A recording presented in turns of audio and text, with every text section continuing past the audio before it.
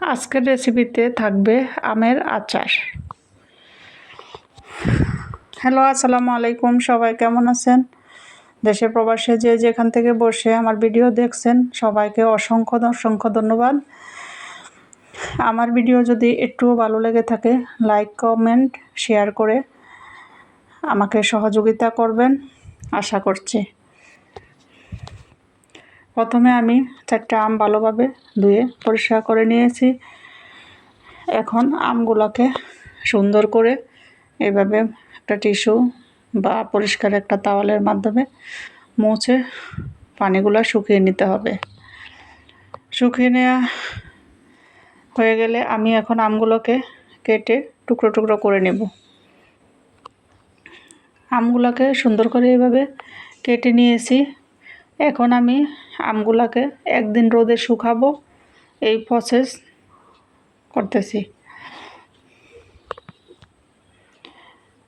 প্রথমে আমি লবণ দিয়ে দিয়েছি, দিব হলুদের গুঁড়া সামান্য। এগুলা দিয়ে ভালোভাবে আলতো হাতে মাখিয়ে নিতে হবে।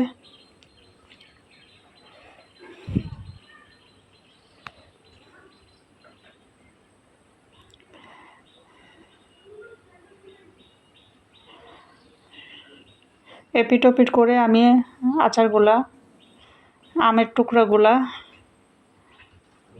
একটু সরষের তেল দিয়ে দিব, দিয়ে আমি রোদে শুকাতে দিয়ে দিব।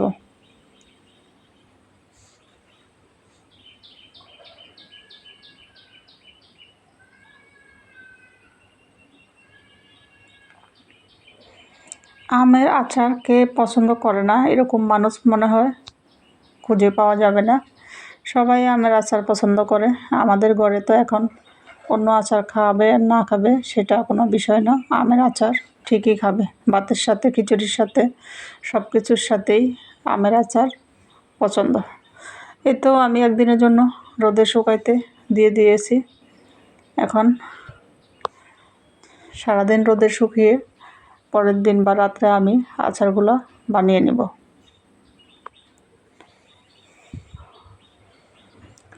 একদিন শুকালে একটু আচারটা আস্ত আস্ত থাকবে, গলে যাবে না। এই কারণেই রোদে শুকানো। যারা রোদে শুকাতে পারেন না তারা চুলার নিচে দিয়েও একদিন টানিয়ে নিতে পারেন একটু।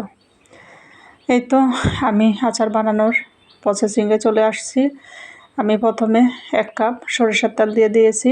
এখন 2-3টা শুকনো মরিচ, তেজপাতা তেলে দিয়ে দিলাম, 2 টুকরো দারচিনি। এগুলা একটু তেলে ভেজে নিব যাতে করে সুঘ্রাণটা বের হয়। দিয়ে দিব 2টা রসুন আদা ছাঁচা করে। এখন দিয়ে দিব 1/2 চামচের মতো কালো জিরা তেলের সাথে। রসুন এবং কালো জিরা এগুলা সুন্দর করে তেলের উপর নেড়ে ছেড়ে হালকা বাদামি কালার করার পরেই আমি আম দিয়ে দিব।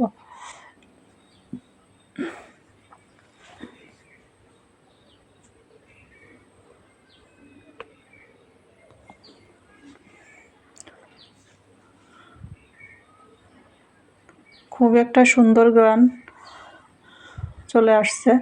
এখন আমি এই যে রোদে শুকানোর পরে যে আমগুলা একটু শুকিয়ে শুকিয়ে আসছে, এই আমটা আর গলে যাবে না।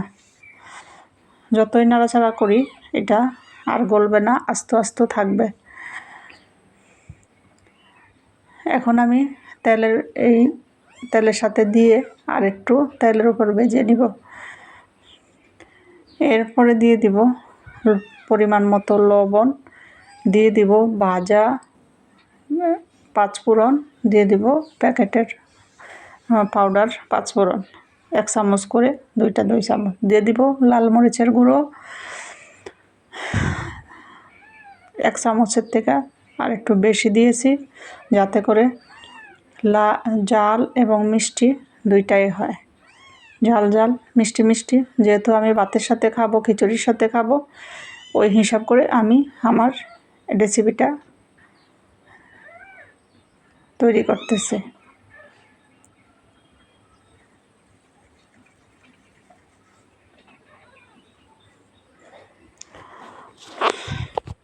এখন দিয়ে দিব আমি 1 কাপ পরিমাণ চিনি।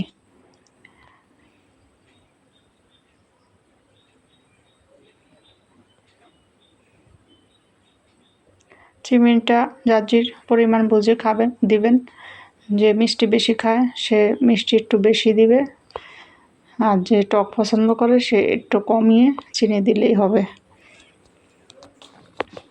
এখন আমি এই আচারগুলা নাড়তে নাড়তে সিদ্ধ হওয়া পর্যন্ত আমি নেড়ে ছেড়ে উল্টে পাল্টে দিব কিছুক্ষণ পর পর। এই তো আমার আচারগুলা হয়ে আসছে। এখন আমি আবারও ভাজা পাঁচফোড়ন আমি আগে ভেজে গুঁড়া করে নিয়েছি। ওই পাঁচফোড়নের গুঁড়ো আরও 1 চামচ দিয়ে দিয়েছি। আমার আমের পরিমাণ 4টার জন্য 1 চামচ পাঁচফোড়ন টালা পরবর্তীতে আমি দিয়ে দিয়েছি। এতে আমার সুন্দরভাবে আচার হয়ে গিয়েছে। এই তো আচারগুলো এখন ঠান্ডা করে আমি একটা বয়মে ভরে নেব। খুবই সুস্বাদু এবং সুঘ্রাণ আসছে, দেখতেও খুব সুন্দর হয়েছে। এই তো আমি আমার ছোট ছোট বয়মে এভাবে ভরে নিচ্ছি, যাতে করে একটা বয়ম শেষ হলে আরেকটা বয়মে খাবো। একসাথে 2 বয়ম নাড়াচাড়া করলে নষ্ট হওয়ার সম্ভাবনা আছে। আমি অফ ভিডিওতে ভিনেগার দিয়েছি, সেটা বলতে ভুলে গিয়েছি। 1/2 কাপ ভিনেগারও অ্যাড করতে পারেন, অনেক দিন থাকবে, ভালো থাকবে।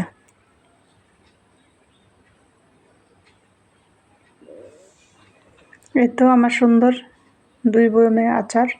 সবাই ভালো থাকবেন। আল্লাহ হাফেজ।